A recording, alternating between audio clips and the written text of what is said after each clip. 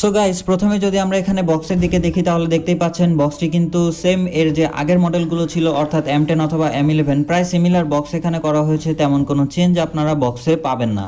তো বক্সের গায়ে এখানে দেখতেই পাচ্ছেন সব স্পেসিফিকেশনগুলো দেওয়া আছে, চাইলেই কিন্তু এখান থেকে আপনি পড়ে নিতে পারেন অথবা চেক করে নিতে পারেন। তো এরপরে আমরা বক্সটি আনবক্স করব এবং দেখব বক্সের সাথে ঠিক কী কী রয়েছে এবং বক্সের মধ্যে ঠিক কী কী দেওয়া আছে। তো প্রথমে যদি এখানে বক্সটি আনবক্স করি তাহলে দেখতেই পাচ্ছেন প্রথমে আমরা এখানে বক্স কন্টেন্ট হিসেবে পেয়ে যাব একটি ইউজার ম্যানুয়াল